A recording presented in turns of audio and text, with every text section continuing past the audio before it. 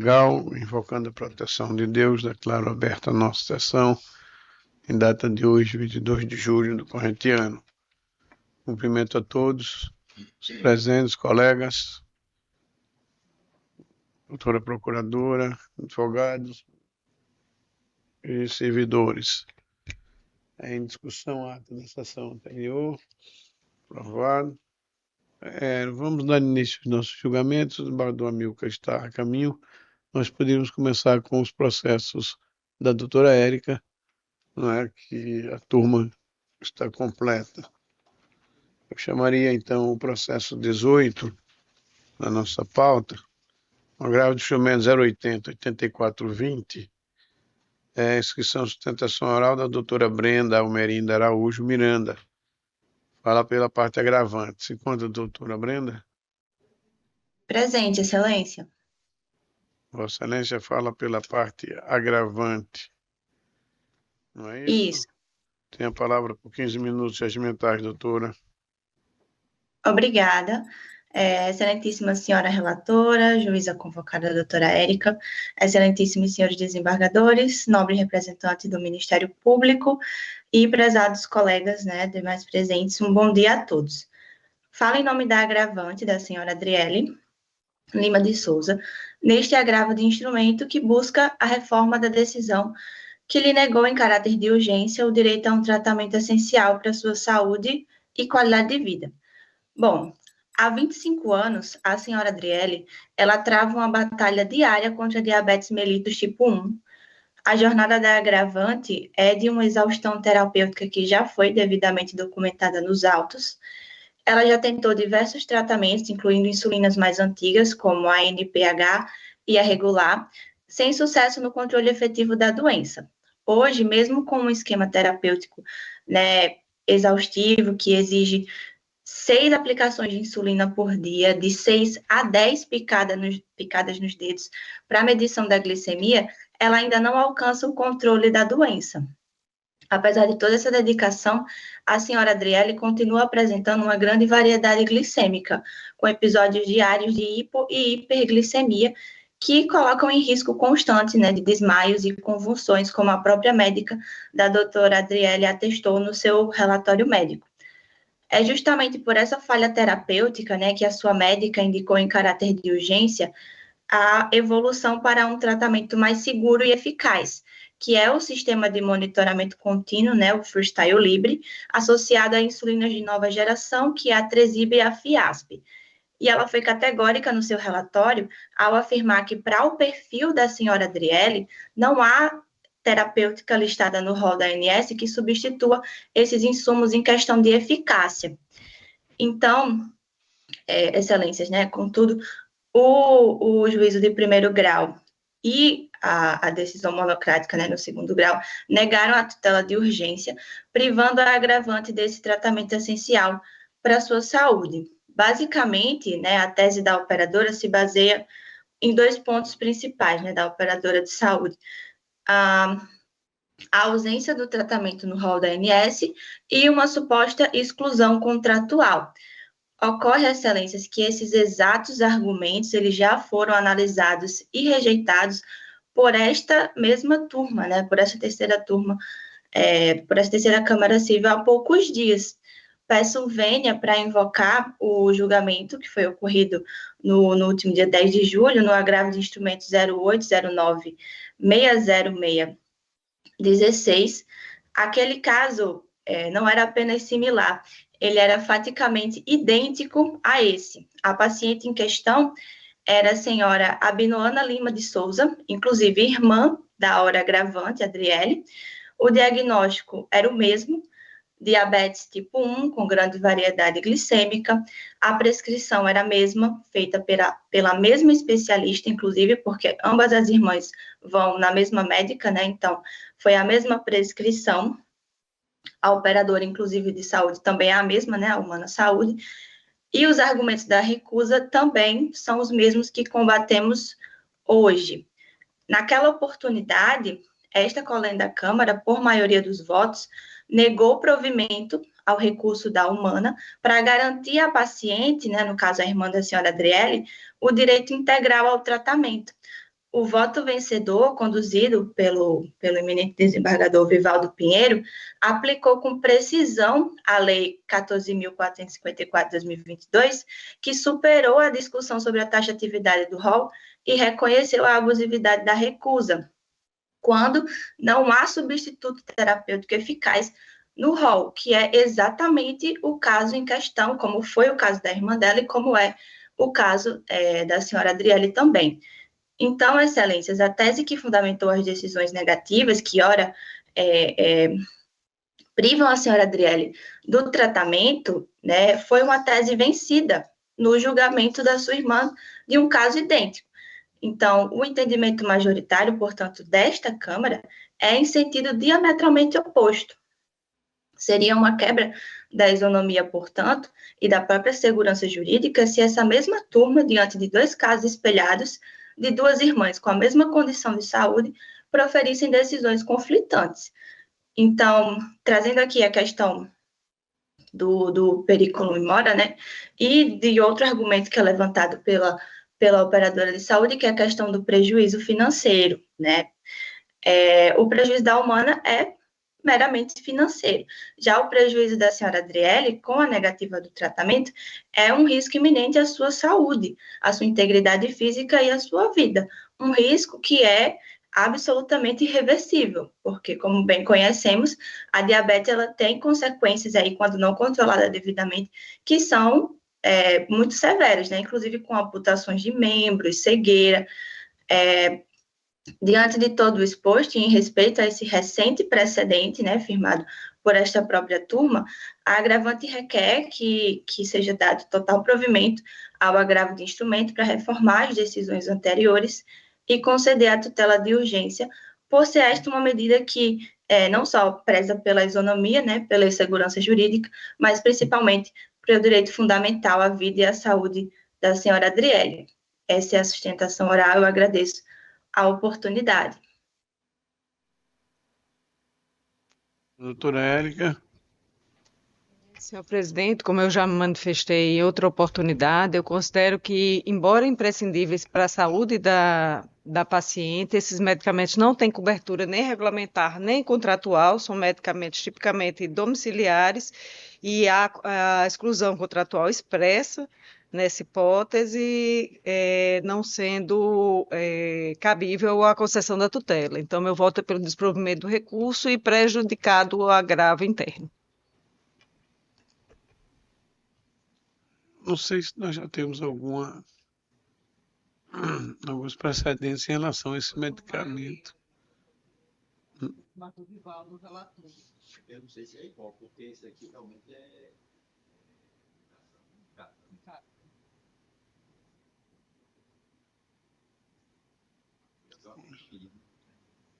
O Duval está acompanhando, eu fiquei aqui na dúvida se realmente, no caso, a maioria, no sentido.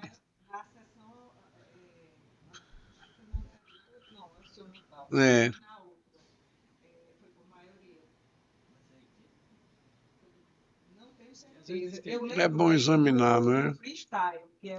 Eu me lembro por conta do nome da medicação, né? Que nós já discutimos isso aqui alguma vez. Apenas ele mede a glicemia ao longo do dia.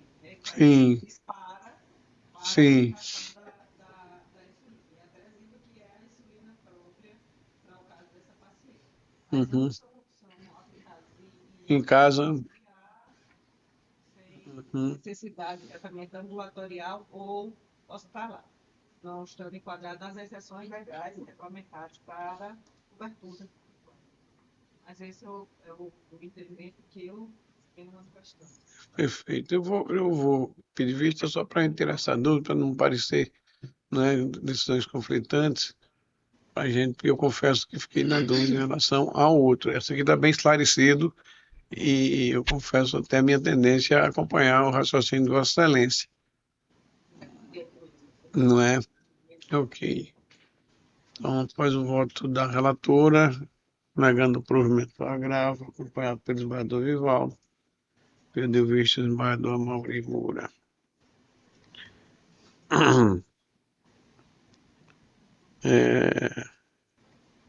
Na sequência, há aqui um desembargador Vivaldo, o 5 da pauta do desembargador Vivaldo, processo 080 74 89. É imenso. Em mesa, agravo de instrumento, advogado, doutor Júpiter, é isso? Não, desculpe, doutor Eduardo Gugel. Foi não, doutor Eduardo. Excelência fala pela parte agravante. Tem a palavra, Excelência. Excelentíssimo senhor presidente, excelentíssimo senhor desembargadores, juntos.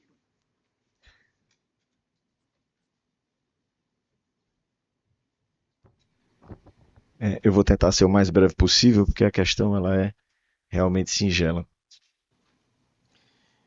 A parte agravada, a Cibra, em 26 de novembro de 2020, fez um depósito, e é um ponto crucial, porque esse depósito ele não incluiu os juros de mora devidos. E a decisão de novembro de 2024 reconheceu e homologou o saldo remanescente da dívida, importando em 1.449.000. A decisão de novembro de 2024 não somente homologou o saldo remanescente, como também enfrentou o tema comprovertido, e aí eu peço permissão para ler aqui o trecho da decisão. Irrefutável que havia saldo devedor remanescente na data de 26 de 11 de 2020, quando realizaram o depósito voluntário por parte executada com a intenção de evitar o leilão judicial aprovado. A referida decisão de levar o imóvel à asta pública foi reiterada mais em duas oportunidades. Em 13 de fevereiro de 2025, quando concedeu prazo de 60 dias para a gravada quitar a dívida, e 28 de abril de 2025, quando o mesmo juízo apenas reaprazou o prazo final para quitar a dívida, em 21 de maio de 2025.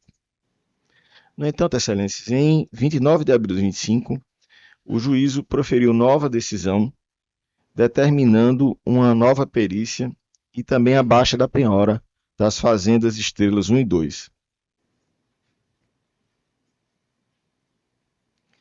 Importante ressaltar que os critérios de cálculos tinham sido definidos e transitados em julgado em 2017. E, por outro lado, a decisão não aponta qualquer erro material dos cálculos homologados.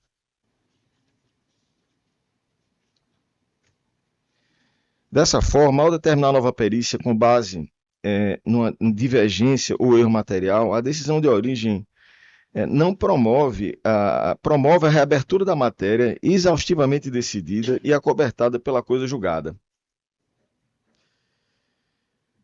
O juiz de origem, ao decidir novamente questões já resolvidas, sob pena de violação à preclusão prejudicado que impede o próprio magistrado de reapreciar questões já decididas em seu próprio juízo.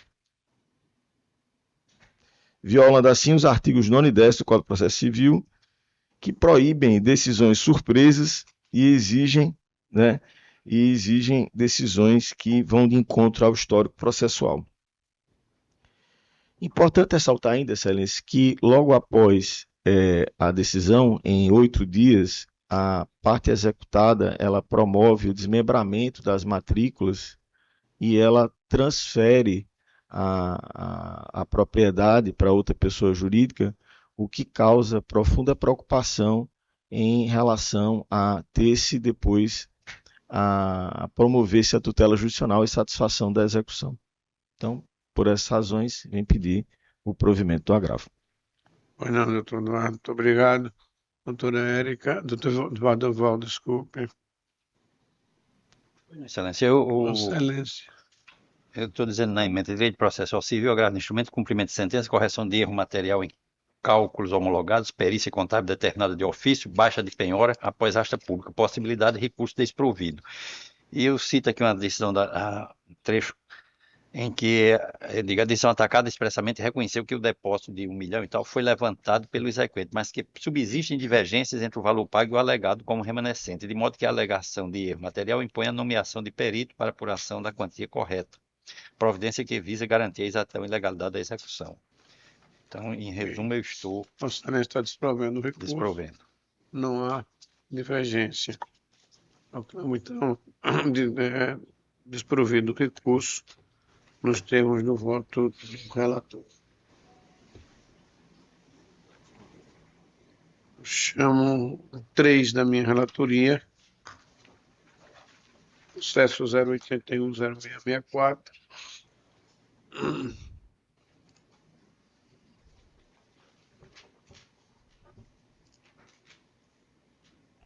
Doutor Jubson, né? Sim, Excelência. Fala pela parte Apelada. apelada.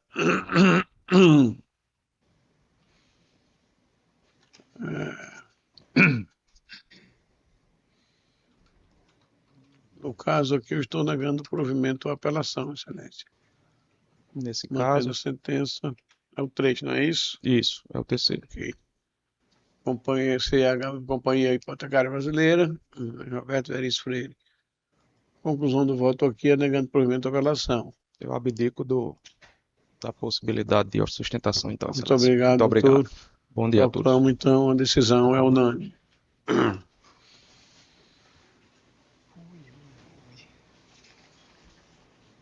Em 125 aqui está esperando uma convocação, né?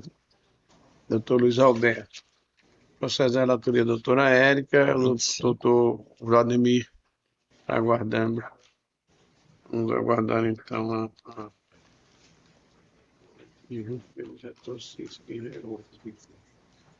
pela nossa ordem da pauta, chamo o grau de instrumento da minha relatoria, o 080-6698, doutor Antônio Roberto Fernandes Tagino. Fala pela parte agravante, STA Motors Veículos de Serviço Limitada. Não tem a palavra, doutor. É um, né?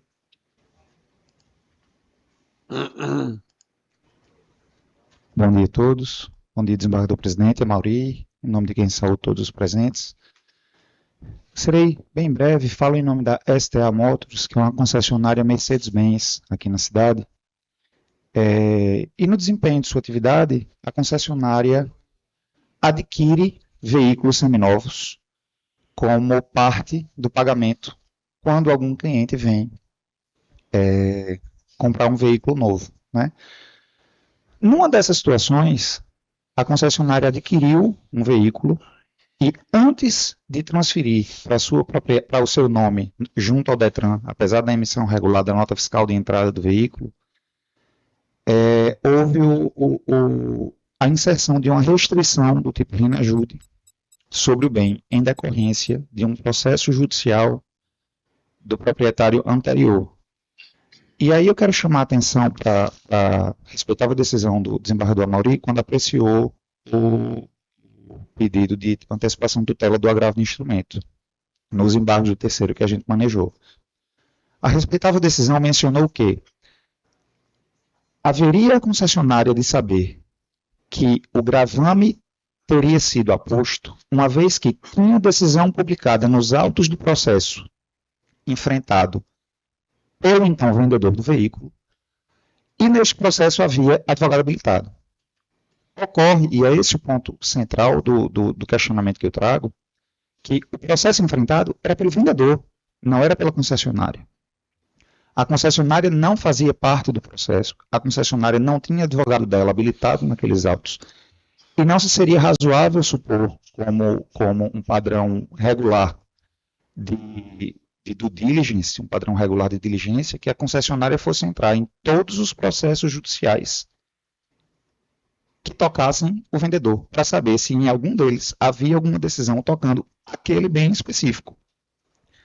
Então, daí surge, na concepção que defendemos, a situação plena de boa-fé da terceira adquirente. De boa-fé que está buscando ser demonstrada junto ao processo que foi ajuizado na origem do tipo embargo de terceiro. Não é de se supor E eu tenho certeza que não é uma prática regular de mercado, nem uma prática de diligência jurídica, que se pesquise todos os processos judiciais de um vendedor de veículo a fundo para ver se não há nenhuma decisão publicada que venha a pôr um gravame sobre um bem. Ninguém faz isso. Diferentemente do vendedor, se esperava mencionar: olha, tem um processo judicial que pode ser que venha incidir um gravame sobre esse veículo. E isso não aconteceu. Não tendo havido, como o gravame incidiu sobre um bem que já havia sido regularmente comprado conforme nota fiscal de compra anterior ao gravame, é que nós pedimos que fosse o gravame liberado e que fosse aposto, excelências, e digo que não traria nem prejuízo para o processo em que se executava o bem, veículo novo adquirido por ele, que o valor é bem maior. Assim, eu estou sugerindo, inclusive, essa tese foi trazida no agravo do instrumento, trocar o gravame de um veículo mais barato para um veículo mais caro, para que a pessoa responsável por ele responda, e não nós, terceiros de boa-fé. Então, o objetivo do agravo é que nos embargos de terceiros seja deferida a liminar em nosso favor, uma vez que somos terceiros de boa-fé e há bem conhecido do executado, que é o veículo novo adquirido. Então, são essas as considerações que eu tenho a fazer sobre o feito. Agradeço a compreensão das excelências. Bom dia. Muito obrigado, doutor. Eu estou negando provimento ao agravo. Na verdade, aqui, essa sede inicial de cognição não permite exatamente aferir até que ponto havia o conhecimento ou não. Os indícios é de que realmente, até pelo passar do tempo, a concessionária devia ter tido algum mais cautela em relação à efetivação do negócio. Eu digo aqui, a firma, na parte que interessa, os elementos de prova até agora carreados não permitem aferir com exatidão acerca do possível conhecimento do executado sobre a determinação de constituição pelo juiz de origem, proferida antes da venda do veículo em demanda na qual o devedor tinha advogado habilitado. E entre as tratativas decorreu um relativo lapso temporal entre as tratativas do negócio e a efetivação que realmente não nos induz à certeza dessa questão, que pode ser dirimida naturalmente a posteriori. A possibilidade aventada pelo advogado, ainda que salutar, e poderia até, de certa forma, resolver a questão momentaneamente, mas a questão é que o automóvel, o veículo comprado, está no nome, não é da parte devedora, é da empresa. Então, é pessoa jurídica. Então, extraria alguma dificuldade até de se engendrar uma solução até mais adequada para o momento. De maneira que eu estou aqui em sede de agravo, de instrumento, negando provimento ao recurso para manter a decisão. Não há divergência. Proclamado, então. Muito obrigado, doutor. Esse é 21, da doutora Érica. Eu vou chamar o 21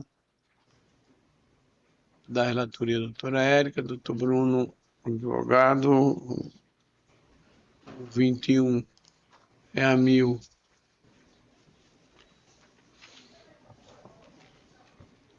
Esse aqui não tem.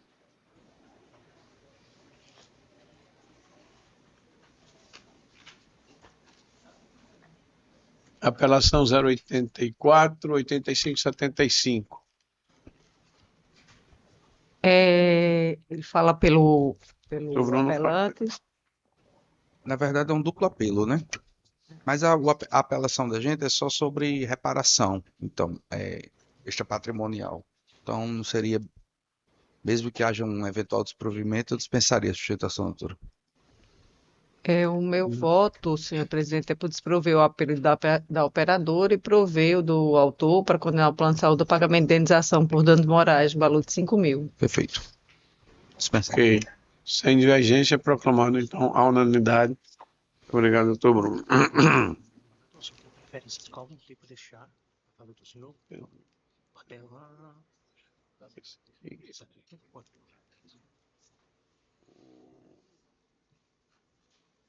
aqui tem que aguardar, né? Eu chamo 2 da minha relatoria, apelação civil. 080 1643.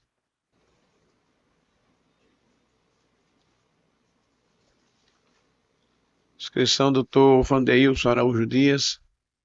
Fala pela parte apelante. Ausente.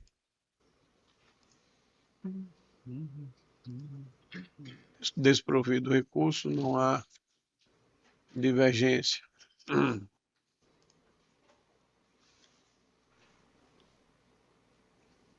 Três foi julgado, né? 4. O agravo do instrumento 080 2489. Eduardo Vivaldo Pinheiro. Dr. Lucas Lopes Menezes fala pela parte agravante. Dr. Lucas. Bom dia, Excelência. Bom dia. Tem a palavra, Excelência, por 15 minutos regimentais. Muito obrigado, Excelência. Excelentíssimo senhor Vivaldo Pinheiro, relator deste recurso, na pessoa de quem cumprimento os demais integrantes desta corte, caros colegas presentes, bom dia. O caso consiste aqui em um agravo de instrumento que foi interposto contra uma decisão que não conheceu de uma exceção de pré-executividade. E qual foi a situação, Excelências?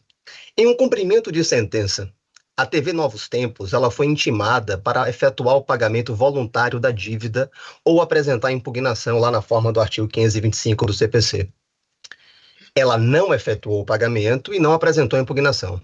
Sobreveio, então, a penhora online. E aí, nesse momento, a TV compareceu aos autos e apresentou uma exceção de pré-executividade, alegando questões de ordem pública. E aqui, Excelências, é o primeiro ponto do nosso agravo. A decisão agravada, ela não conheceu da exceção de pré-executividade por entender que houve preclusão. Segundo o juízo de primeiro grau, a ausência de impugnação ao cumprimento de sentença resultaria na preclusão das matérias alegadas na exceção. Contudo, Excelências, na exceção, nós alegamos exclusivamente questões de ordem pública. Foram alegadas, por exemplo, questões como liquidez do título, ausência do demonstrativo de cálculo lá na forma do artigo 524 do CPC. E houve também um erro de cálculo, pois o cálculo, o suposto cálculo, se é que nós podemos denominar o documento que foi encartado no momento do cumprimento de sentença de memorial de cálculo, aquele memorial ele é completamente divergente do título executivo. Todas essas questões, Excelências, todas elas são questões de ordem pública e que, portanto, podem ser alegadas a qualquer tempo. A propósito, o artigo 518 do CPC prevê isso de forma expressa. Inclusive, com relação ao erro de cálculo, o STJ possui um precedente muito recente, onde ele firmou o posicionamento de que o erro de cálculo é questão de ordem pública e que, portanto, pode e deve ser conhecido de ofício pelo juiz. Isso está lá no julgamento do agravo interno, do agravo em recurso especial, número 2.365.103.000 de São Paulo. Ora, esse precedente, ele vem justamente ao encontro do caso que nós estamos aqui julgando hoje. E por que isso? Porque a questão do erro de cálculo é, de fato, uma questão de ordem pública, Excelência. Se não, imagine a seguinte situação. A sentença condena o réu a pagar o valor de R$10.000 e o autor inicia o cumprimento de sentença e pede R$10 milhões. O réu não apresenta impugnação ao cumprimento de sentença, ele passa a ser, então, devedor de R$10 milhões, uma quantia que não foi reconhecida na sentença? Certamente não, e o STJ já reconheceu que esta matéria pode ser conhecida de ofício pelo juiz. Pois bem, a decisão agravada, ao reconhecer a preclusão dessas questões, ela cita um precedente também do STJ.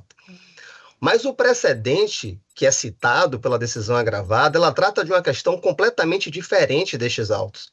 De acordo com o precedente que foi invocado pelo juízo de piso, questões de ordem pública estariam sujeitas à preclusão. E, de fato, questões de ordem pública também se sujeita a preclusão, mas a preclusão que nós denominamos de preclusão pro judicato, que é aquela preclusão que decorre do julgamento. Se a questão de ordem pública ela é decidida, e esta decisão sobre esta questão transita em julgado, de fato, há preclusão. Porque a matéria foi decidida e o juiz não pode decidir questão já decidida no processo, é o que está no artigo 505 do CPC. Mas não é esta a hipótese dos autos, Excelência. As questões que são objeto da exceção de pré-executividade, elas nunca foram objeto de apreciação pelo juízo de primeiro grau e nem por qualquer juízo, em nenhum momento. Até porque elas nunca foram alegadas, não houve cumprimento de sentença. Logo, não é possível falar em preclusão consumativa, preclusão pro judicato ou qualquer espécie de preclusão neste caso. E no nosso entendimento, o juízo deveria, sim, ter examinado o mérito da exceção de pré-executividade. Esse foi o primeiro fundamento, a existência de preclusão, que entendemos que deva ser afastado. O outro fundamento, Excelências, para o não conhecimento da exceção, seria a necessidade de produção de provas para demonstrar as questões que são alegadas. Contudo, não há necessidade alguma de produzir qualquer prova para comprovar a violação das normas de ordem pública. Com todo respeito, basta que a gente leia a decisão, leia a sentença e analise os supostos memoriais de cálculo para que a gente possa compreender que aquela sentença ela não está líquida. Ela não foi uma sentença líquida, ela precisa ser ainda liquidada. E que o cálculo que foi apresentado, ele destoa do próprio título executivo que está sendo executado. Nós alegamos, Excelência, nessa exceção, que a sentença ela seria ilíquida, por exemplo, por duas razões. Primeiro, que seria necessário comprovar a quantidade mensal de reproduções. A sentença ela condenou a TV ao pagamento de obrigações mensais, que decorriam lá de cotas de merchandising. Mas ela não definiu o valor relativo a cada mês. Ela definiu um valor global anual, mas não disse que, no que se refere àquele ano, qual o valor devido no mês de janeiro, no mês de fevereiro, no mês de março. Essas obrigações, elas sempre foram obrigações mensais. Havia um serviço prestado durante determinado mês, no final do mês apurava, no mês seguinte pagava. A sentença definiu um limite anual, mas não definiu o valor mensal. A sentença também, ela não informou qual é a data de vencimento das obrigações. Embora ela expressamente diga, por exemplo, que a correção monetária vai incidir a partir do vencimento das obrigações, não há na sentença uma única linha, um único momento em que ela informa qual é a data de vencimento, qual o termo inicial dessas obrigações. Se eu não sei qual o termo inicial da minha obrigação, como que eu vou poder calcular os encargos que decorrem do inadimplemento dessas obrigações? Então, a sentença, ela de fato não pode ser ainda liquidada. Não tem como ser ainda liquidada.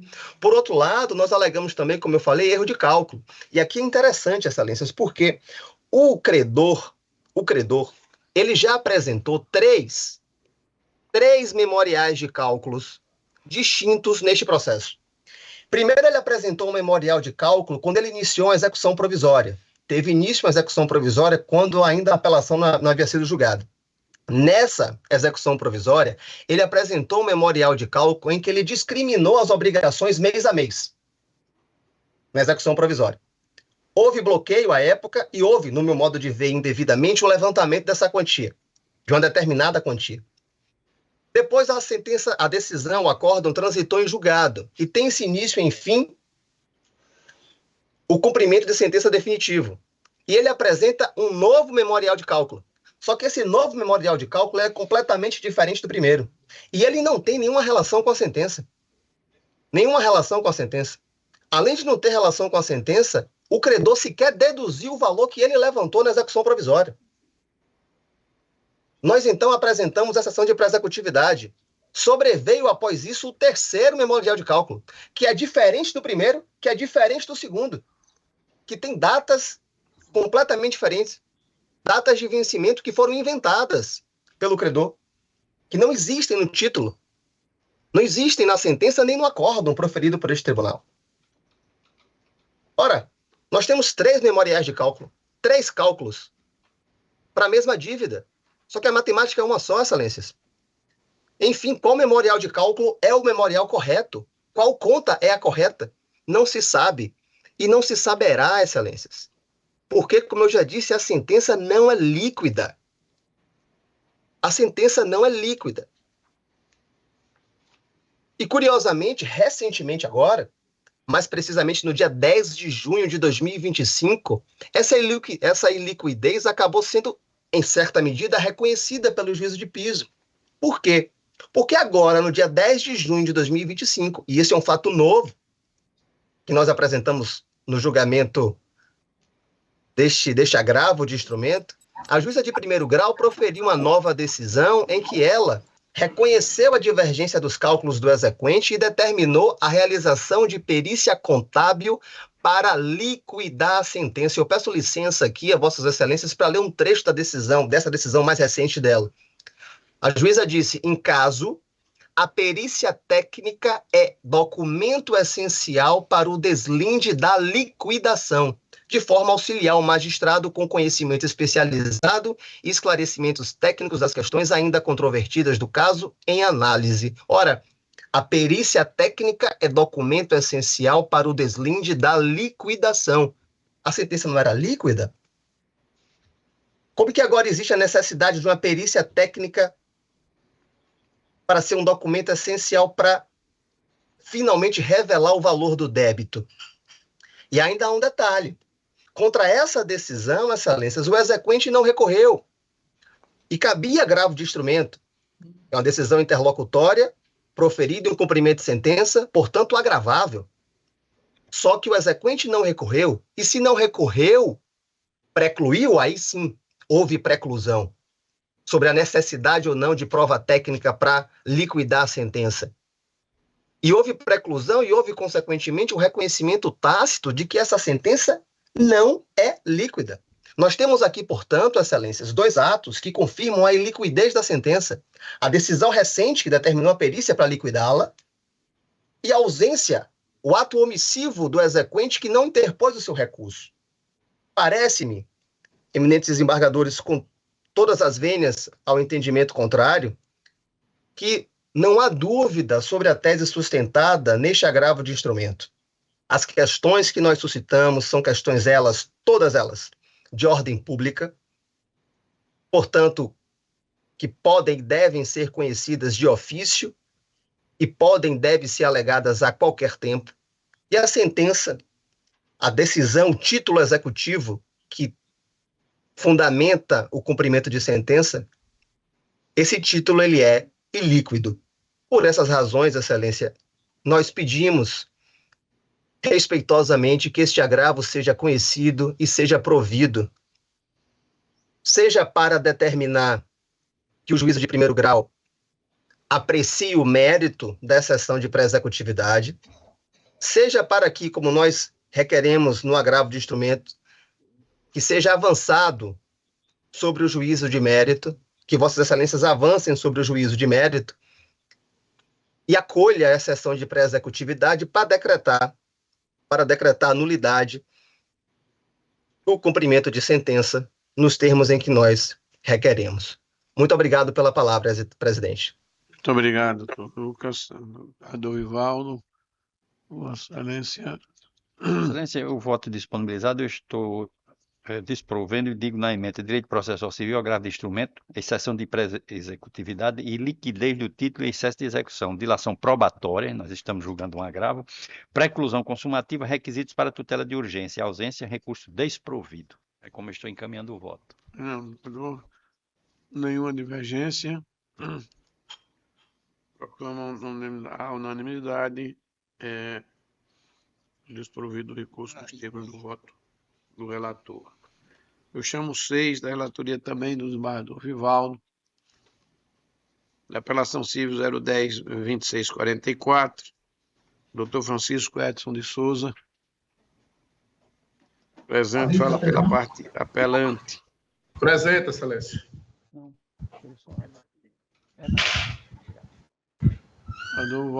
Processo em mesa. Processo em mesa. Doutor Francisco.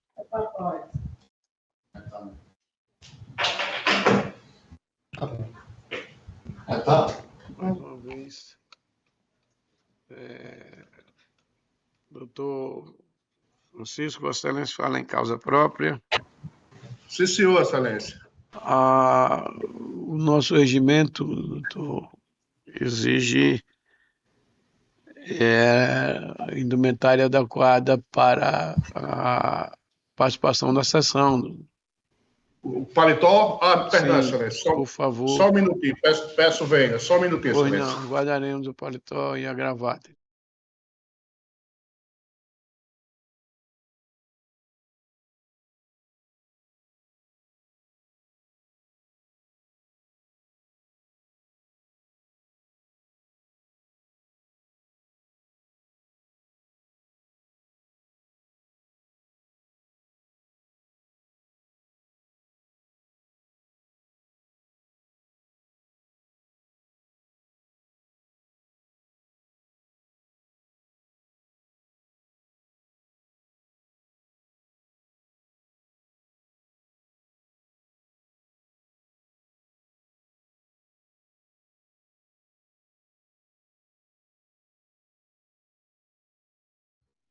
Muito obrigado, excelência, pela compreensão. Já estou pronto. Pois não, excelência. Ainda que incompleta, porque falta a gravata, a exigência regimental, excelência, e nós temos que cumprir o nosso... Mais uma vez, venha, excelência, vou colocá-la agora só. Houve um imprevistozinho hoje aqui de manhã comigo, mas... Sem problema, excelência, é compreensível. Ok, excelência.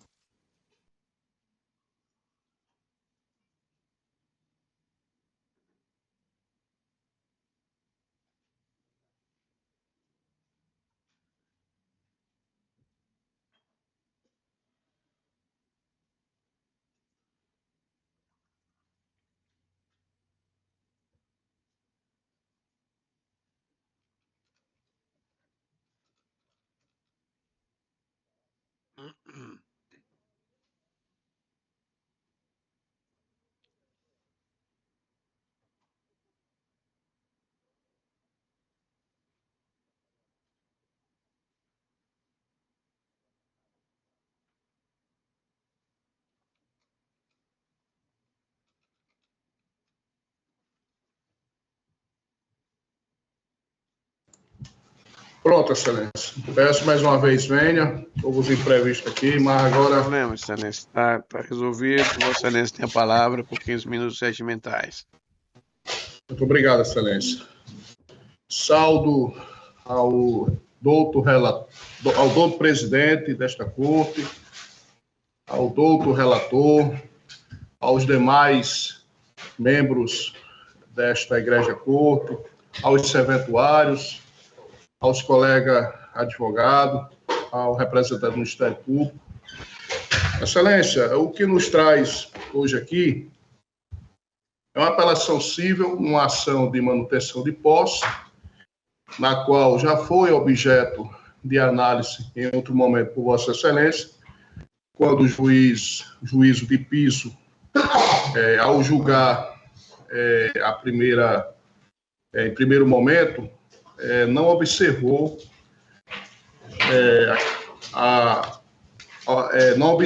aliás, indeferiu a oitiva de duas testemunhas que eram, naquele momento, essenciais para o deslide da presente lide. Veio a apelação naquele momento e a sentença foi totalmente anulada por Vossas Excelências naquele momento. O processo voltou ao primeiro grau e, 10 anos depois, a outra parte, que foi revel, veio alegar uma litispendência inexistente. Tendo em vista, excelências, que para configurar a litispendência, é necessário que ocorra a tríplice identidade, o que não ocorreu no presente feito. Houve 2 turbações contra este bem, uma delas praticada pelo senhor Geraldo, que é o que está sendo julgado hoje, e outra turbação praticada pelo seu filho Alex. Então, são pessoas totalmente distintas e processos totalmente distintos, tendo em vista que o processo que foi ajuizado, a manutenção que foi ajuizada em desfavor do senhor Geraldo, é um processo, foi uma turbação, aliás, um esbulho, e o processo ajuizado contra o Alex, em outro momento, é um processo também distinto, e o demandado naquela ação é pessoa totalmente distinta deste processo que está a ser julgado hoje. Então, Excelência,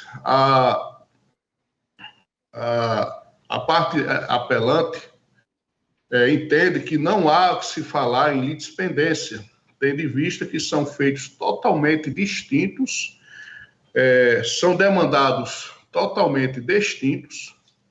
Um esbulho foi praticado pelo senhor Alex e o outro esbulho foi praticado pelo senhor Geraldo. Então, Excelência, a parte demandada, ora autora na ação de manutenção de posse, pede o total provimento do presente recurso. É o que se espera, Excelência. Muito obrigado, doutor Francisco. Obrigado, senhor. Madu Vivaldo, Vossa Excelência. Estou desprovendo o recurso, Excelência. Inclusive, eu chamo a atenção aqui rapidamente, porque eu digo que, em analisar os autos, é possível perceber que houve anteriormente ajuizamento de uma outra ação de manutenção de posse, processo número tal, em 2013, por Francisco Edson de Souza, em face do mesmo réu, tendo como objeto o mesmo veículo, Astra, ano tal, placa tal, com a mesma causa de pedir, fundada na suposta turbação da posse pelo mesmo réu em contexto similar, sendo que a referida demanda foi julgada improcedente com reconhecimento da ausência de posse legítima e com condenação do ora apelante por litigância de má-fé, inclusive que o acordo que manteve tal decisão transitou em julgado em 2017. Pois não, Excelência, desprovido do recurso, não há divergência. Proclamação à unanimidade de votos. Chamo Obrigado. 8. Obrigado. Chamo 8, apelação civil 080-9249, também da relatora desembargador Valdo Pinheiro. Doutor Francisco Sérgio Bezerra Pinheiro Filho fala pela parte apelada. Presente, doutor Francisco? Ausente, o voto aqui é pelo desprovimento, não é isso, desembargador Valdo? É isso, Excelência, desprovimento. Não há divergência, portanto, proclamado a unanimidade desprovido do recurso. O 9, também da relatoria, desembargador Vivaldo Pinheiro, apelação civil 081-3149. Doutor Roberto Rodrigues de Lima Filho.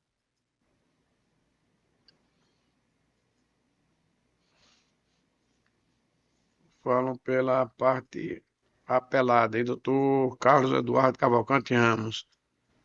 Falam pela parte apelada. Se encontra presente? Ausente. O voto do relator é pelo desprovimento. Não há divergência, desprovido a unanimidade. Aqui há um desembargo de declaração, não há sustentação. Também Desembargador Amilcar, processo 13, apelação civil 080-0239. Doutora Juliana Pereira Fernandes, fala pela parte apelante e apelada. Dá aqui um duplo apelo. Ausente. O voto do relator, negando provimento das apelações. Não é isso, Excelência? Provendo os recursos. Desprovidos recursos à unanimidade. O 13.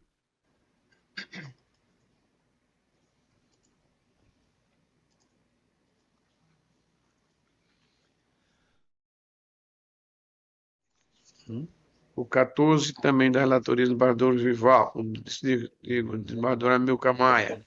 Apelação 080-0259, doutor Marlon Gonçalves Sanches. Fala pelo Banco Itaú. Presente. Bom dia, excelência. Presente. Pois não, doutor Marlon, tem a palavra. Excelências, primeiramente, bom dia. É sempre um prazer para mim estar presente nessa Câmara.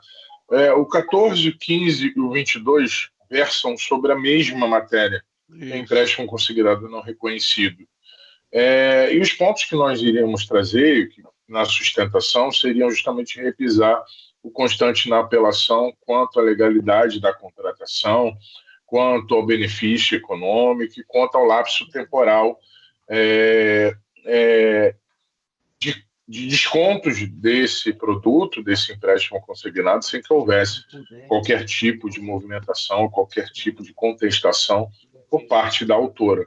O que, ao entender do banco, avança para uma necessidade de uma produção de prova pericial, uma necessidade de se ter como a tese autoral verídica, uma vez que nós demonstramos uma ausência de fraude e utilização de terceiros, porque, inclusive, há a comprovação de que a parte autora se beneficiou e utilizou-se dos valores que foram depositados na sua conta. Em todos eles foram juntados contratos devidamente assinados pela parte autora, porém contestados no decorrer da ação, e de uma forma muito resumida, por ser uma matéria até recorrente, já conheço, inclusive, o entendimento dessa Câmara, é que nós pugnamos pela improcedência e, de forma muito pontual, trouxemos essas alegações e essas teses e provas de contorno na fase de conhecimento para justamente findar ou com a improcedência dos pedidos ou, pelo menos, com o afastamento da quantia de danos morais e a compensação dos valores que foram depositados. Eu peço vênia para fazer uma sustentação única, uma vez que são matérias idênticas em todos esses três processos. É isso que pugnamos, Excelência. Muito obrigado pela franquia da palavra. Não, doutor Marlon, muito obrigado. Doutora Milka, no 14. Desprovendo, Excelência. Inclusive, o 14º não foi reconhecido a assinatura, a semelhança da assinatura do contrato, e foi pedido uma perícia técnica, inclusive a instituição bancária que não quis realizar a perícia técnica. Então, o procedimento ficou inerte, que seria o fundamental para fazer,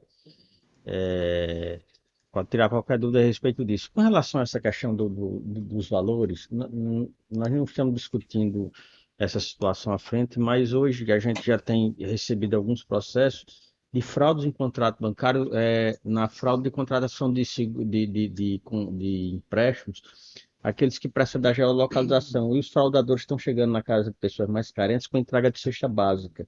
Aí diz: eu preciso da comprovação da sua entrega de cesta básica para botar na instituição, a gente precisa da assinatura, de tirar a fotografia. Ele utiliza aquela fotografia que está entregando a cesta básica como referência para constar e fazer o contrato fraudado. Essa situação pode muito bem usar o trânsito na própria conta ainda aqui do beneficiário, que o dinheiro que tinha entrado tinha saído para ser entregue a uma pessoa que tenha conseguido fraudar. O problema é que no contrato que foi apresentado, o banco disse: essa assinatura não é minha, e o banco disse: não é sua, não, eu não vou fazer a perícia e depositar a conta e você é responsável. Eu acho que não é assim que a instituição deve proceder nesses casos. Se há divergência, nesse caso, realize se é do interesse do banco, que realize a perícia para comprovar que o contrato não tenha sido fraudado ou tenha sido realmente. Nesse caso, com todas as vênias, eu desprovejo ambos os recursos. Ok. No 14 não há divergência, no 15 também, no 22 é da doutora Érica.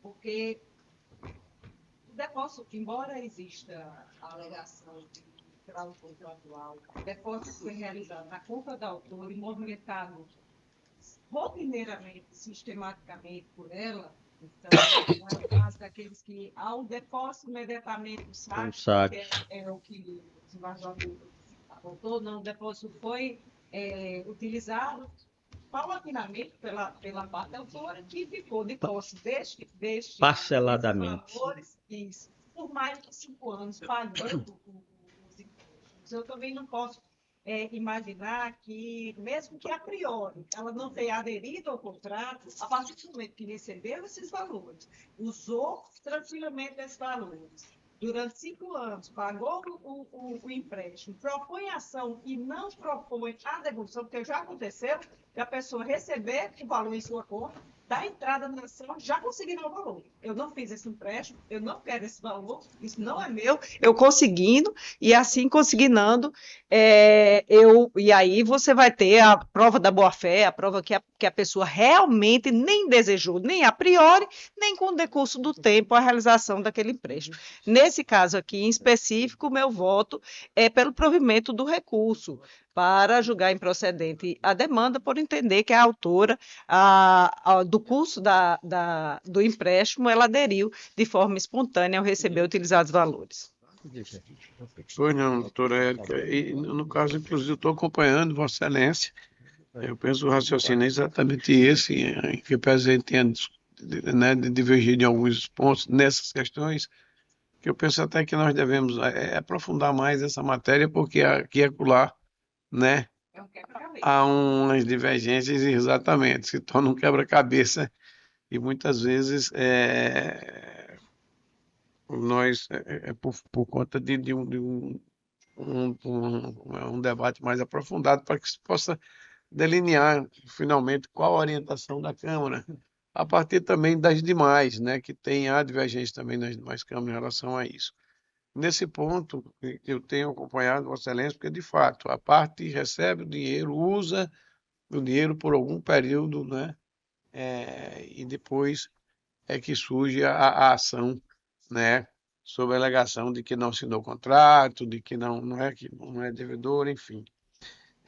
Diferentemente de outros casos, que de imediato não só ela devolve, como Vossa Excelência fez referência, mas como já no primeiro momento, né, alega que isso exato. Perfeitamente. Aí, por vezes, essas ações caem na vala comum e terminam, né, provocando aí julgamentos divergentes ou contraditórios, na verdade. Eu estou acompanhando Vossa Excelência também neste processo. O problema é que os meios, a forma de praticar essas fraudes estão cada vez mais Cada vez, exatamente. Essa eu não sabia da Sua Excelência, trouxe agora. Eu recebo direto ligação, aí um dia eu fui atender a ligação, até depois que enrolou, disse, eu vou fazer outra ligação através de WhatsApp, aí através dessa ligação de WhatsApp ele determinava que eu baixasse um aplicativo, esse aplicativo ele fazia tipo essa monitoração que a gente tem de assistência remota de computador. Ele instala, ele opera seu celular, o seu computador, remotamente e consegue captar. Está cada vez surgindo novos meios nessas situações e, no final das contas, as pessoas mais vulneráveis acabam caindo. Então, é uma coisa absurda. Teve A angústia desses processos é porque, como eles são em volume muito grande, a gente, por vezes, não consegue separar o joio do trigo. Né? Porque há o aproveitamento, a litigância especulativa nessas hipóteses, e há também as situações que, como o desembargador Amilcar bem falou, que são de pessoas vulneráveis que caem em golpes, que usam a engenharia, né, social para conseguir convencer essas pessoas, e a gente, se não tiver cuidado, vai cair na vala comum, porque o volume de ações dessa natureza, tanto de empréstimos consignados, como desses de cestas de pacotes de serviço, são gigantes. Você pega uma pauta dessa da virtual de 400 e tantos processos, você vai pegar mais de 100 só com isso. Dessa natureza. Há inclusive, que chamou a atenção, acho que é da relatoria de Vossa Excelência, em que o banco era numa contratação de seguro, que o banco, inclusive, juntou a ficha com a fotografia, não é? E como se tivesse feito o reconhecimento facial num documento que realmente não tinha qualquer validade, né?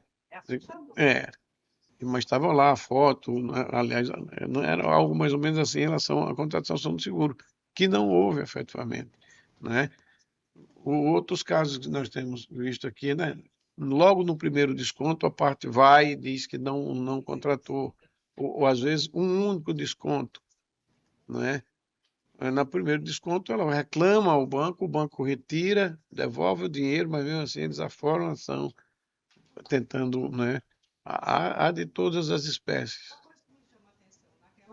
pacote de serviços, porque eu sempre faço essa distinção, quando eu vou apreciar o dano moral do pacote de serviços para o empréstimo consignado, é porque o pacote de serviços você pode cancelar a qualquer momento. E o que é estranho é que as pessoas entram com a ação, mas não pedem o cancelamento, porque mesmo que eu tenha contratado o pacote de serviço com o banco, eu posso cancelar, é diferente do empréstimo consignado. Se eu fizer, eu não cancelo.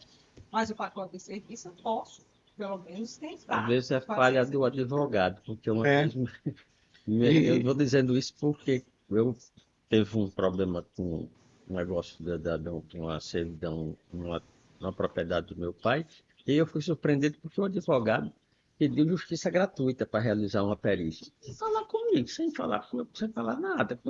Ele pediu justiça gratuita. Meu amigo, a juíza deferiu. Eu não sei nem se é falha, sabe, desembargador?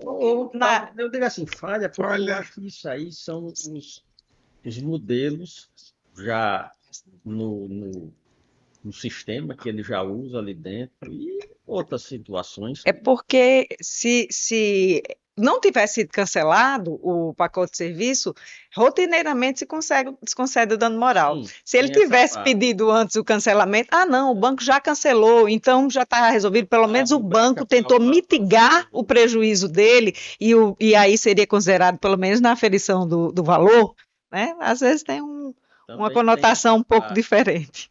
Tem essa parte também. Mas é importante esse debate. Qual? Está em mesa, Excelência. É porque esse 16 houve apenas uma pequena modificação com relação à adequação ao voto. Eu tive que fazer a parte final do voto, é por isso que ele acabou como se não tivesse sido votado. Então, eu apenas para os colegas, porque quando foi ontem a gente verificou que havia um erro na conclusão. Aí nós corrigimos. Fez, mas porque a inscrição de aposentação, Vossa Excelência vai julgar? Tem? Vai julgar? Já. Tem sustentação oral, mas está disponibilizado já o voto corrigido. Então vamos lá. Apelação civil 080-9052. Doutora Maria do Perpétuo Socorro, fala pela parte apelante, é um duplo apelo aqui. Apelante é apelado da Serasa. Está presente? Ausente. O voto do relator negando o provimento à apelação, não é isso, Excelência? Ambas. Ambas. Ok. Não há divergência. Ok, também estou acompanhando. Desprovidos apelos à unanimidade. Não consegui acessar, mas... O 17 relator doutora Érica, agravo do instrumento 080-8420. Doutora Brenda Almerinda Araújo, fala pela parte agravante. Se encontra? O 18, não é isso? O 18 foi pedido de vista, né? 18. Anotei aqui diferente. O 19.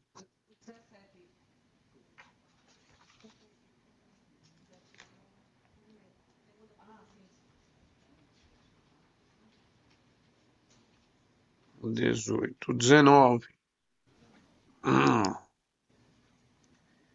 Doutora Érica, agravo de instrumento 080-8623. Sustentação oral, doutor Alisson Souza Dantas, fala pela gravada. Ausente. O voto da relatora. Vou desprover o recurso. O 20, não é isso? Não há divergência. O 21. Apelação civil 084. Pois não? O 20 é a apelação pela sim. ordem. Eu chamei Inscrevi. Ah, sim. Eu pulei do 19 para o 21. Pois não, doutora. O 20, apelação 080-8971, doutora Érica, relatora. Doutor Adolfo Lucas, não é isso? Isso, excelência. Obrigado. Fala pela parte apelante. Bom dia, excelentíssimo presidente desta Câmara, a doutora relatora, a doutora Érica, os nobres membros desta Câmara. Bom dia, ilustre representante do Ministério Público, demais colegas advogados, também servidores presentes nesta sessão. Falo em nome do apelante, de Jarson Damião, e venho perante Vossa Excelência apresentar a sustentação deste recurso. Excelência, o caso trazido é de fácil compreensão, portanto, eu serei breve e objetivo. A apelação ela possui um duplo fundamento, um duplo pedido, perdão, um de nulidade e, alternativamente, a reforma da sentença. Eis o resumo breve dos fatos. O apelante é uma pessoa de baixa renda, uma pessoa humilde, que veio adquirir sua primeira motocicleta junto a uma loja aqui na cidade de Mossoró. Uma moto para o seu trabalho, para o seu dia a dia, certo? Junto à empresa apelada, e mediante o financiamento junto ao banco apelado. Essa motocicleta, ela apresentou vícios logo após a compra, que resultou num acidente 4 dias depois da compra. E, nesse período, logo após o acidente, o apelante entregou a motocicleta à loja, informando desse ocorrido, desses vícios que resultaram nesse acidente, e aguardou a loja realizar o conserto, o reparo. Todavia, excelências, a loja apelada, ela passou simplesmente 5 meses, ou seja, 150 dias em posse dessa motocicleta, sem dar qualquer retorno, sem dar qualquer informe ao consumidor, descumprindo, portanto, aquele prazo de 30 dias do CDC. E o apelante, mesmo assim, continuou efetuando o pagamento das prestações do financiamento bancário, mesmo sem usufruir do bem. E agravando ainda, essa motocicleta, ela sequer foi transferida, até o presente momento, para o nome, para a titularidade do apelante, porque sequer foi entregue o documento da motocicleta. Porém, apesar de todos esses elementos, o juiz atribuiu a culpa ao consumidor, por entender que ele não retirou a moto dentro do prazo, sendo que não há nenhuma prova nesse sentido. Excelências, eu gostaria de esclarecer que a empresa apelada ao estabelecimento não compareceu aos autos, não apresentou defesa, não contestou os fatos alegados na inicial, e especialmente o vício, especialmente o atraso na entrega deste bem essencial no dia a dia de qualquer pessoa, que é o transporte. Apesar da regra da inversão do ônus da prova em favor da parte mais vulnerável e hipossuficiente, que é o consumidor, que é o apelante, o juiz de primeiro grau, ele atribuiu o ônus ao autor. Ele negou o direito por suposta ausência de provas quanto aos vícios. Apesar do ônus recair sobre o fornecedor da motocicleta, o juízo ainda indeferiu o nosso pedido de produção probatória nos autos, razão pela qual nós pleiteamos também a anulação da sentença, um dos pedidos alternativos. E eu gostaria de mencionar também, nobres julgadores, que a sentença, ela também, no mérito, ela não encontra respaldo. Após entregar a motocicleta em garantia, que a loja ficou por mais de 5 meses, após o apelante entregar em garantia a loja para o conserto, a loja ela passou mais de 5 meses na posse do bem, vindo apenas solicitar a retirada no dia 31 de julho de 2024, quando ela foi entregue em fevereiro de 2024. E o juiz de primeiro grau, ele atribuiu que tal demora se deu por culpa exclusiva do autor. Pergunta-se, nobre Câmara, qual culpa teve o autor, no caso, além de ficar esperando pela devolução da sua motocicleta consertada, enquanto, com muito sacrifício financeiro, ele vinha pagando as parcelas do financiamento bancário. Isso sem contar a não entrega do recibo de transferência, o bem permanecendo em nome de um antigo proprietário. Tais condutas da fornecedora realmente são lícitas? Questiões.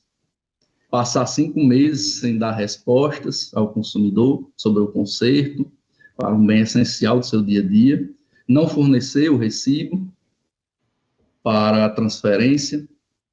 Então, já chegando ao final, em resumo, gostaria só de recapitular: a fornecedora apelada não compareceu aos autos para apresentar defesa, não houve controvérsia quanto aos pontos alegados na inicial.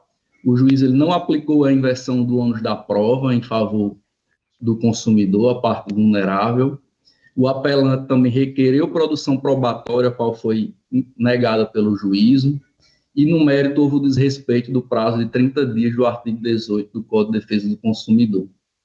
Por tais razões, Excelência, a gente vê de forma clara e evidente desrespeitos processuais e de inaplicabilidade do Código de Defesa do Consumidor. Por essa razão, há tanto fundamento para nulidade como fundamento para a reforma da sentença. É isso que se requer neste apelo. Pois não, muito obrigado, doutora Érica.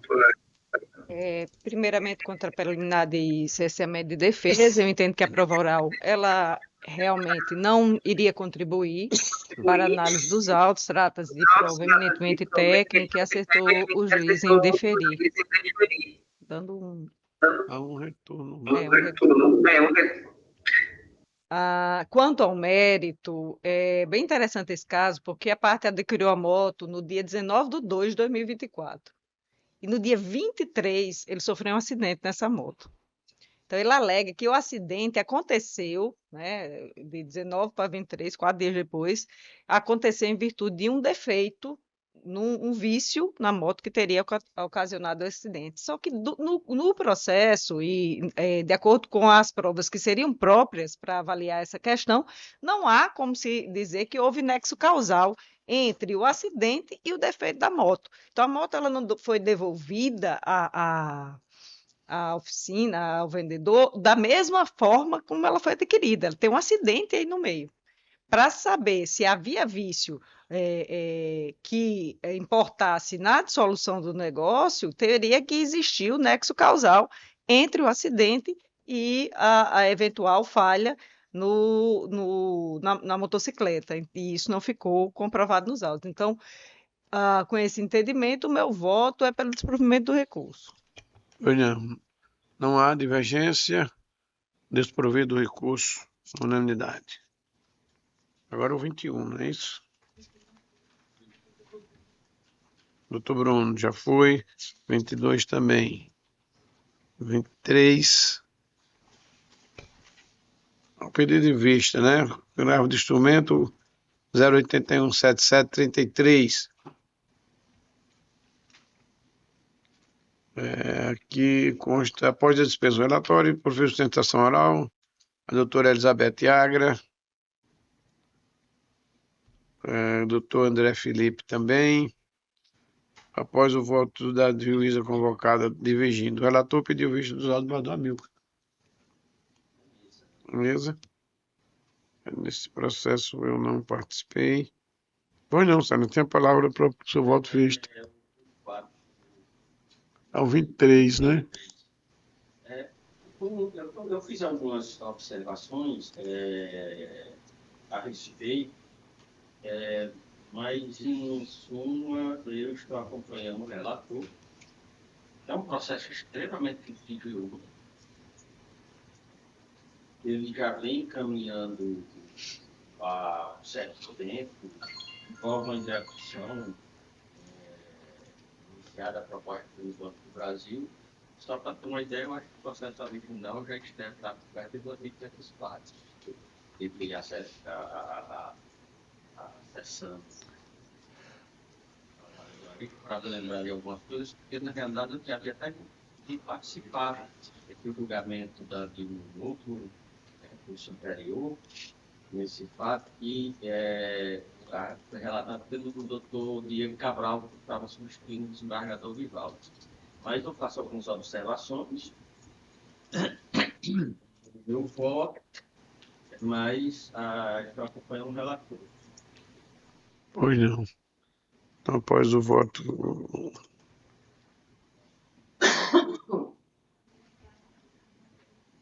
Maioria, não é? O voto visto do Amilcar acompanha o relator. Com maioria.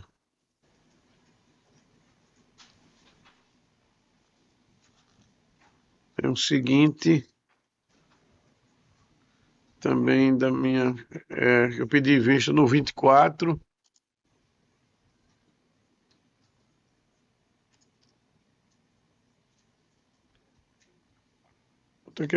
após dispensa relatório, a sustentação oral, o voto do relator desprovendo o recurso, acompanhado pela doutora Érica, que eu pedi vista, o voto da relatora esbarradora Amilcar, que é aquele que trata da anulação da escritura, não é? Decorrente, exatamente. Isso, que envolvia uma agiotagem, perfeito. Eu lancei meu voto, não sei se Vossa Excelência tiveram acesso. Eu também vou fazer aqui um breve resumo. O que realmente o Barão Amilcar trouxe um voto no sentido de desprover o recurso, né?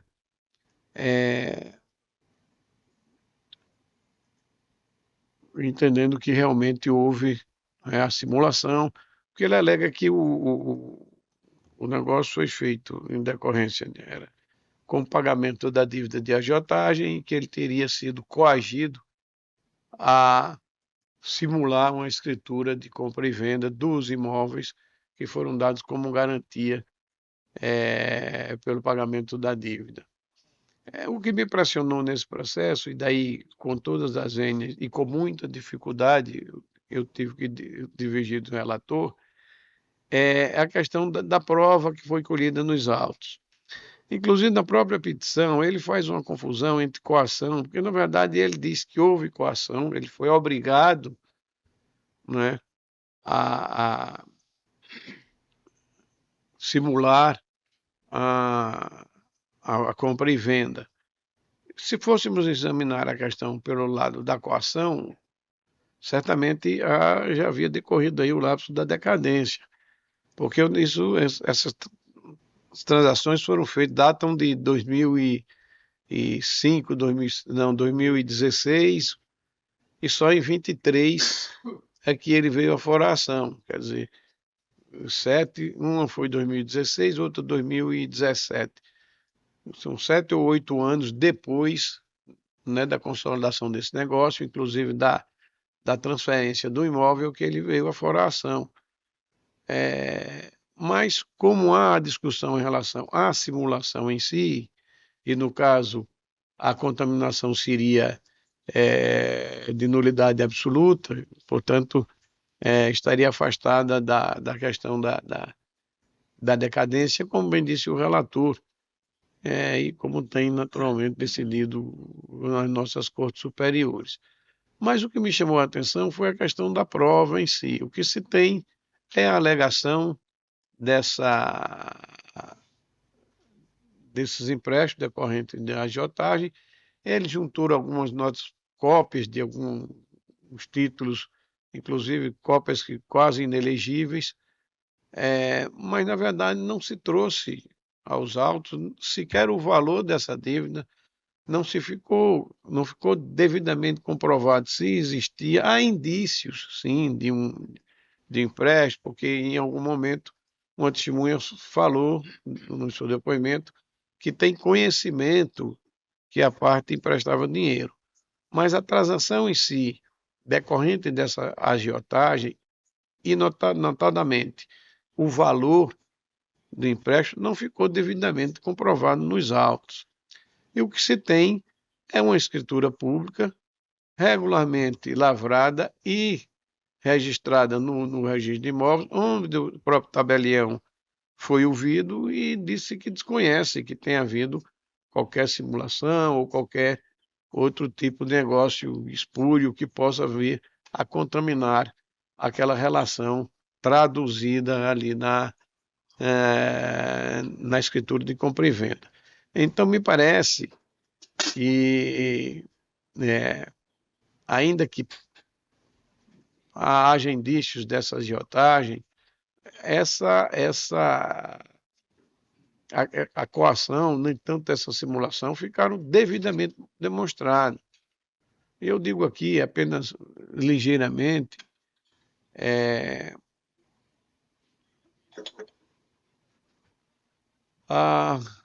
sobejada a discussão quanto à simulação, e nesse ponto deve a matéria ser enfrentada, é que entende não ter restado demonstrado nos autos o vício nestes termos apontados. A indigitada prática de agiotagem não ficou comprovada. É mero relato de que o réu costuma emprestar dinheiro. A duas, o valor da dívida igualmente não restou demonstrado. Por fim, emerge com maior vigor a força da escritura pública que se pretende anular, a qual, juntamente com o respectivo registro, possui fé pública, sendo possuidora de presunção legal de veracidade, e que somente pode ser afastada diante da existência de provas robustas em sentido contrário, consoante o que dispõe o artigo 215 e 1247 do Código Civil. Trago jurisprudência nesse sentido, e o curioso é que, nesse ponto, eu percebi e observei que o STJ, ainda em casos de agiotagem, apesar de ser uma transação, né, usurária e de caráter até espúrio, o STJ diz o seguinte: mesmo sendo agiotagem, a dívida deve ser paga. O que deve ser excluído são os juros extorsivos. Então, curiosamente, o próprio STJ reconhece o direito do agiota receber o que emprestou, ainda que naturalmente dentro dos limites e dos parâmetros de juros legais estabelecidos no mercado. Então, com todas as vênias, o que me impressionou, volto a dizer, foi exatamente essa questão da falta de demonstração dos vícios que levaram à pretensão do requerente em anular a escritura. Com todas as vênias, eu estou divergindo. Então, fica 2-1, né? Fica a maioria. Sim, então vai para a extensão do quórum, fica, né? Pode votar do relator, voto divergindo do relator. O vogal também acompanhou o relator. Se ficar para a extensão de quórum. O 25, eu estou aguardando. Será que o doutor Luiz ainda...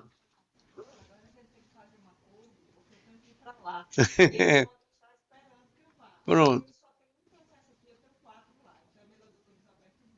Pronto. Perfeito. Aí tem os da Unimed ainda, né?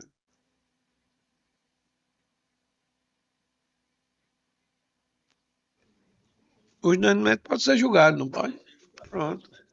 Desembargador Vivaldo tem a presidência.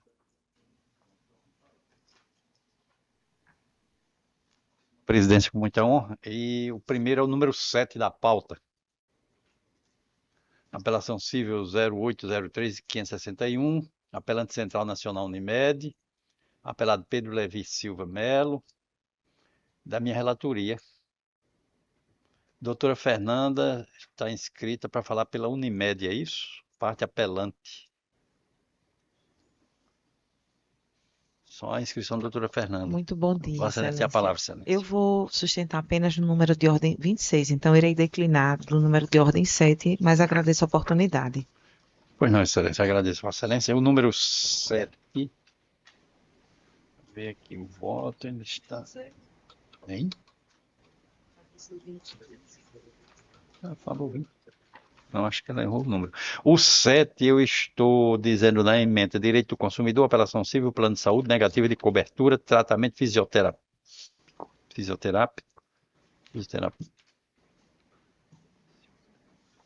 Método, pressão médica, absurvidade, dano moral configurado, recurso desprovido. No 7, então, agora há uma divergência, né? Então vai para a extensão, próxima sessão. Então, esse aqui, adiado. Agora o próximo é o 10. O 10 também da minha relatoria. Apelação civil 08-21-851, apelante João Miguel dos Santos, advogado Dr. Bruno Henrique, apelado representante do IMED Natal. Dr. Bruno está inscrito. Já foi. Então, o 10. Vamos ver aqui se há divergência também ou não. Não tem divergência, eu estou desprovendo o recurso. Aqui não há divergência, então julgado a unanimidade nos termos do voto do relator. O 12, também da minha relatoria, apelação civil 08-5877, apelante Unimed,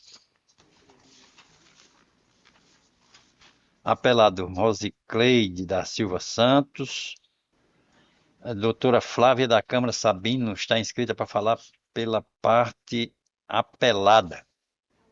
Ausente. Aqui eu estou conhecendo e negando provimento ao recurso.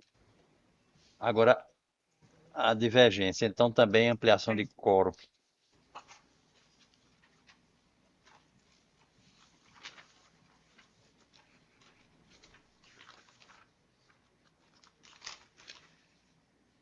(17) também. Agravo de instrumento 0804-401, agravante Unimed, agravada Isabela da Silva Santana, Cavalcante e outros, da relatoria da doutora Érica, doutora Fernanda Fernandes, essa vai fazer sustentação, é o 17.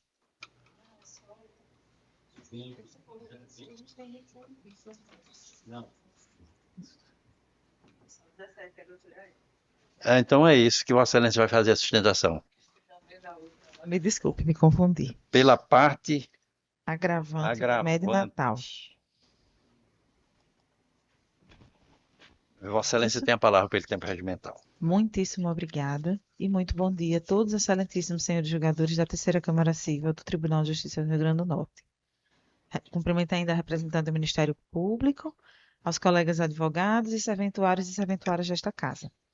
Bom, senhores julgadores, neste processo, a Unimed Natal está se insurgindo contra uma decisão de primeiro grau que determina que a Unimed Natal seja obrigada a não aplicar a biometria facial para verificação do beneficiário quando da realização de terapias multidisciplinares no transtorno do espectro, para o tratamento do transtorno do espectro do autismo. Nós já trouxemos aqui essa temática em outras oportunidades, trouxemos também nas outras câmaras, mas sempre que eu vejo um caso como esse, por exemplo, nós entendemos que precisamos trazer alguns fatos relacionados. O beneficiário, a parte agravada deste recurso, como disse aos senhores, é pessoa que está no transtorno do espectro do autismo, o nível de suporte dela é o nível 3. E, num primeiro momento, poderia-se pensar o quê? Que esse beneficiário não teria condições de realizar a verificação pela biometria por uma questão de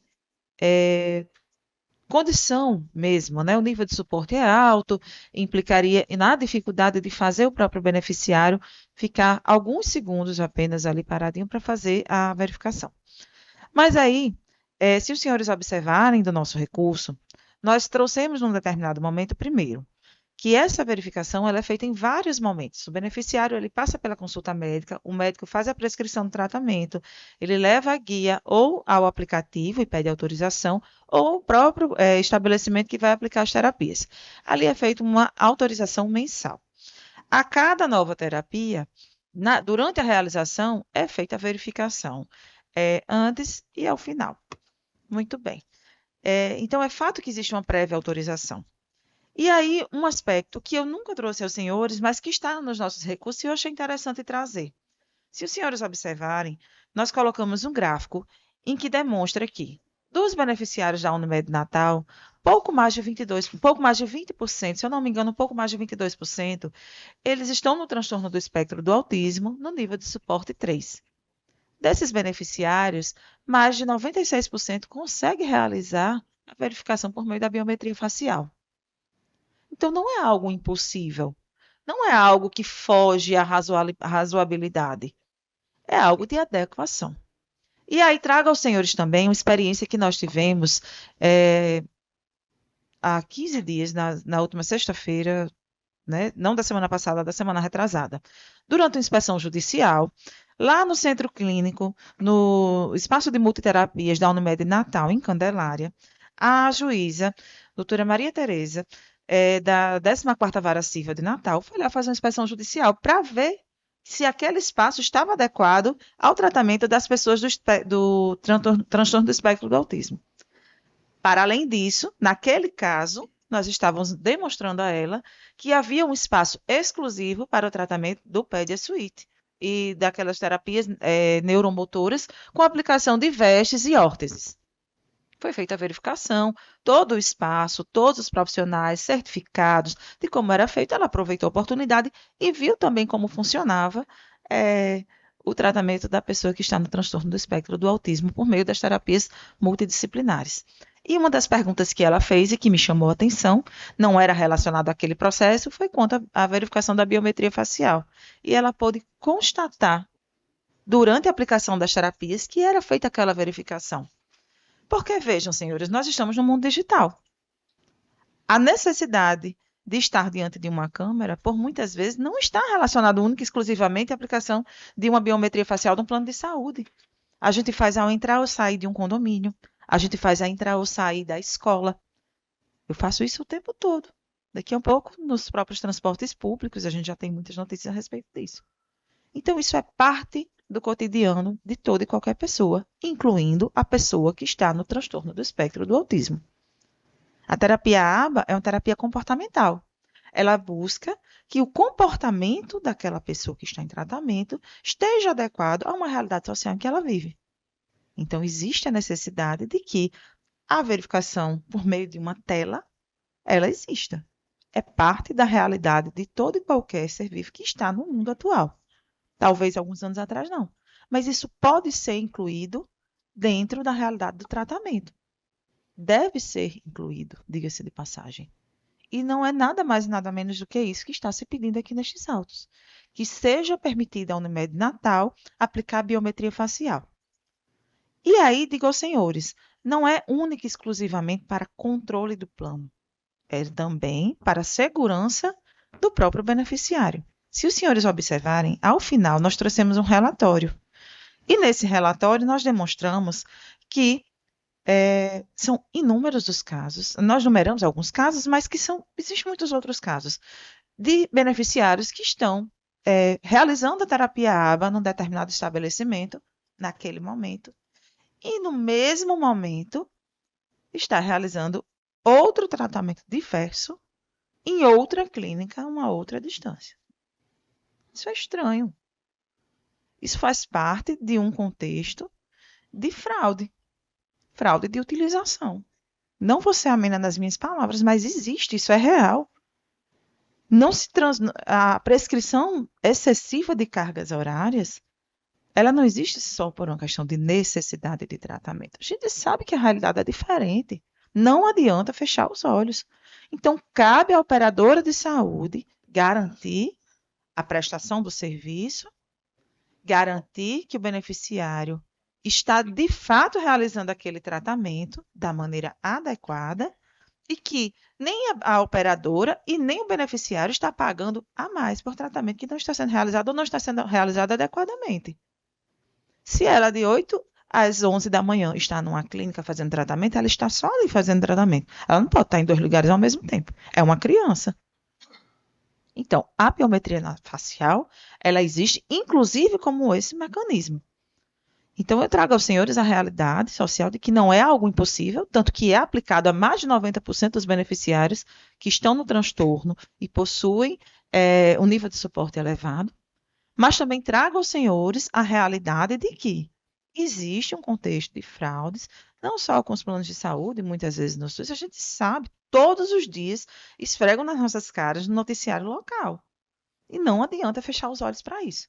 Então, é necessário a segurança do beneficiário, da operadora, e é possível. Não é algo desarrazoado o nosso pedido. Então, requerendo aos senhores julgadores o provimento do nosso recurso, né, para que a decisão de primeiro grau seja reformada no sentido de validar a utilização da biometria facial, é aqui a nossa manifestação pelo conhecimento e provimento do nosso agravo de instrumento. Agradeço a Vossa Excelência. Doutora Queria Érica. fazer só um apontamento muito rápido.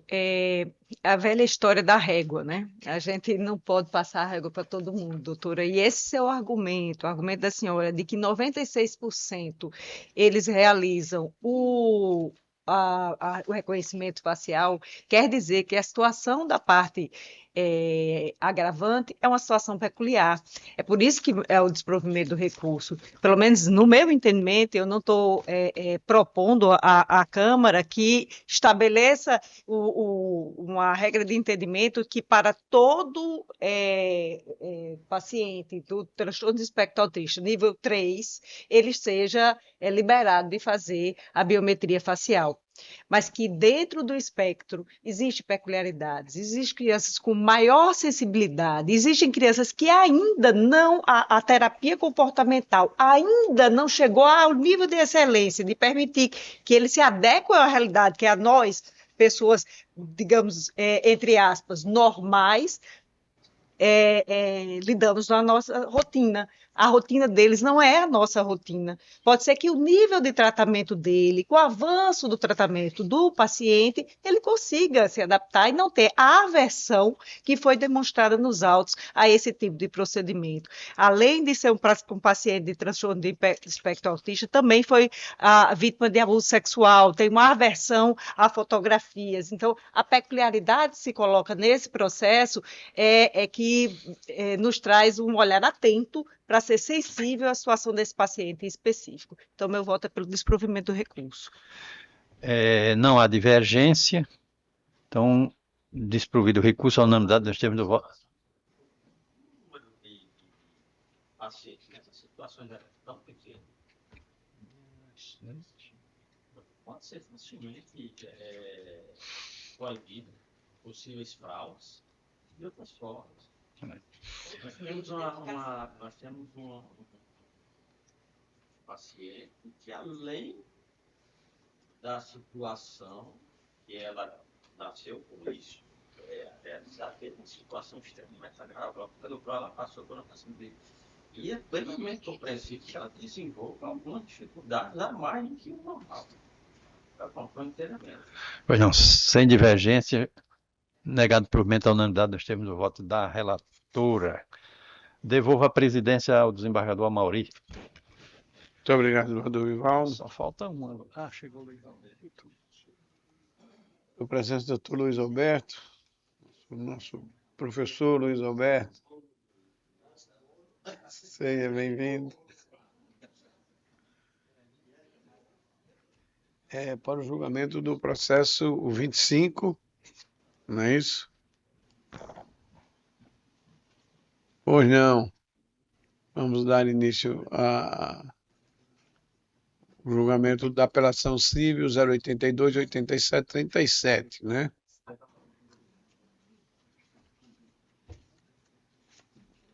Já houve no primeiro momento sustentação oral, não é isso? Mas vai ser repetido com a presença agora do doutor Luiz Alberto. É o 25.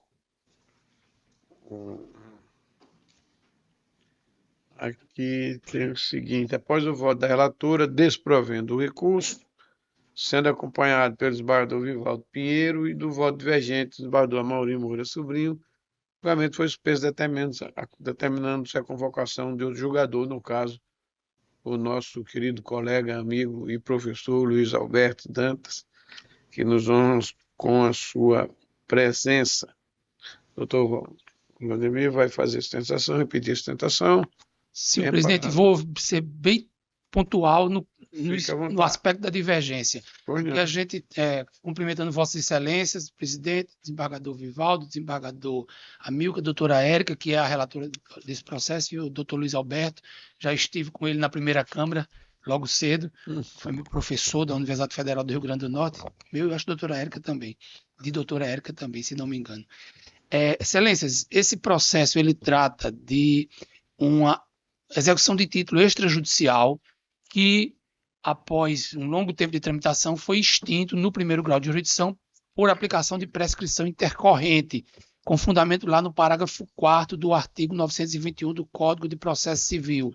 Parágrafo 4º esse com a redação dada pela Lei 14.195 de 2021. E eu estou enfatizando o 2021 porque este é o ponto da divergência do voto do desembargador Amaury Moura. O que é que acontece? O processo tramitou na primeira instância e, apesar de inúmeras tentativas da exequente, a Ali Combustíveis, não foi possível a penhora de bens dos devedores. Inclusive, a Ali chegou a indicar bens à penhora, e isso é um aspecto importante, mas o juízo de primeiro grau, naquele momento, preferiu tentar uma conciliação e isso findou, inclusive, atrapalhando a tramitação processual, porque a conciliação não foi exitosa e toda a tramitação processual a partir disso foi piorada. Mas o ponto principal é que o juiz, posteriormente, intimou a Ali para falar sobre a ocorrência de pressão intercorrente. Por quê? A primeira tentativa de localização de bens penhoráveis foi em 2017, infrutífera, e pela aplicação da regra do artigo 921, parágrafo 4º do CPC, com a lei de 2021, após a primeira tentativa de penhora infrutífera, se o processo ficar parado por 1 ano, inicia-se o prazo prescricional intercorrente. E teria iniciado, então, em 2018. E em 2023, 5 anos após esse início do prazo de pressão intercorrente, a prescrição poderia ser aplicada. A Ali, nas suas razões recursais, até defende que não há prescrição intercorrente de nenhum modo.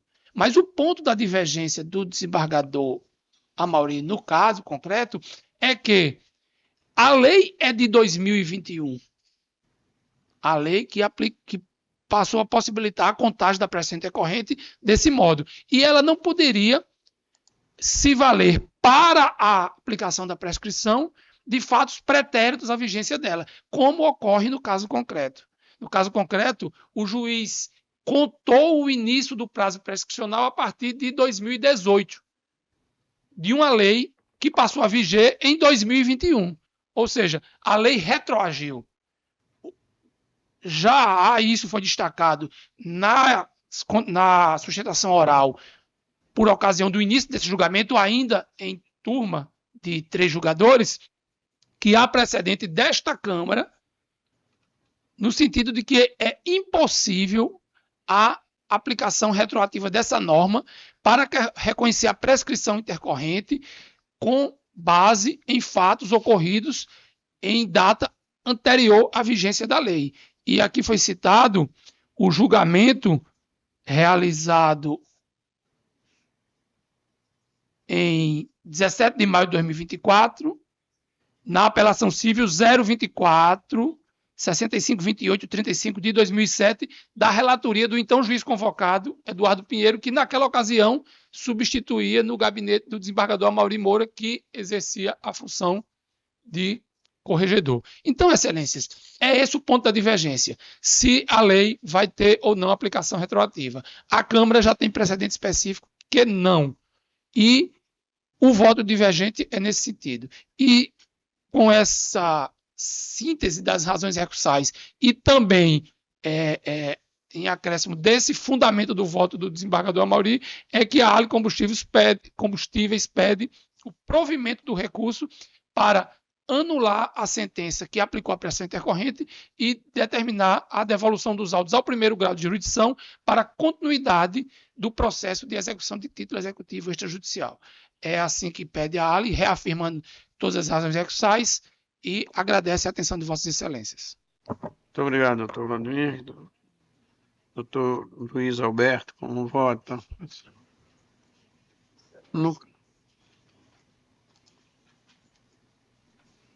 Eu fiz ontem a análise do procedimento, estou abrindo aqui o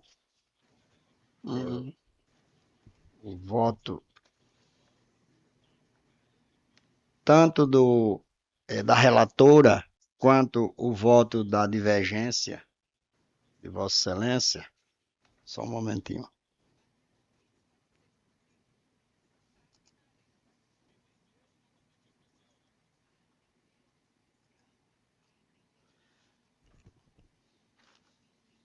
E, na realidade, Excelência, eu estou acompanhando o voto divergente, que, na minha concepção, está mais em consonância com o posicionamento que eu adotei.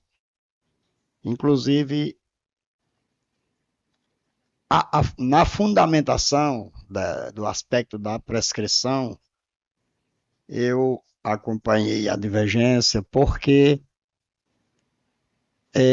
ali eu vi uma fundamentação mais consistente, inclusive com arestos do nosso Tribunal de Justiça, de outras câmaras, do desembargador Cláudio Santos, do desembargador João Rebouças, que me convenceram a fazer. Eu não fiz o voto escrito, o voto porque eu estou aderindo na íntegra ao voto proferido pela divergência pelo desembargador Amaury Moura. Não, foi não, desembargador Luiz. Proclamado então, o desembargador Amilcar, que também votou, não é isso? Apoiando a divergência, então, proclamado por maioria. Isso, desprovido do recurso, o redator para qual desembargador Amaury Moura, sobrinho. Provido do recurso. Perfeitamente. Um voto divergente. Depois do provimento do recurso para anular a sentença, recorrido e determinar o retorno dos autos à origem para prosseguimento do feito. É o voto, em conclusão, proclamado. Doutor Luiz Alberto, muito obrigado mais uma vez pela sua colaboração. É um prazer tê-lo aqui. Doutora Érica, vai lá para... Eu vim com a missão... Vai levando... Eu vim com a missão de levar a doutora Érica. Tá certo. Inclusive, eu sou o relator dos dois lá que ela vai votar. Tchau. Estou não havendo processo na ordem jurisdicional. Declaro encerrada a nossa sessão na ordem jurisdicional. Na ordem administrativa, não há processos administrativos, expediente, indicações e propostas. A presidência propõe uma moção de congratulações pela passagem no natalício do senhor Samuel Ali, nosso querido amigo e esposo da desembargadora Sandra Elália, ocorrida ontem, 21 de julho. É a proposição do desembargador Vivaldo, Vossa Excelência. desembargadora Milka, a Procuradoria também se associa. Não há mais. A presidência não há mais proposição, desembargador Vivaldo. Excelência, eu recebi aqui, não sei se deve ter chegado no grupo de Vossas Excelências há pouco, uma notícia triste do falecimento do Dr. Sidney Lopes Calvão. Oh. Então, eu queria propor um voto de pesar há 88 anos. 88. É lamentável, né? Né? Quase 4 anos.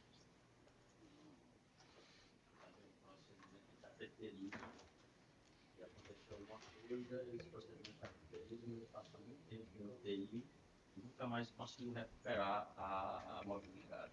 Ele se perdeu a capacidade de falar na hora de aproximar. Deixa permitir, a nova peça que você via. Pois não, excelência. Pode ser até da presidência. Foi, né? Foi aqui em Natal mesmo?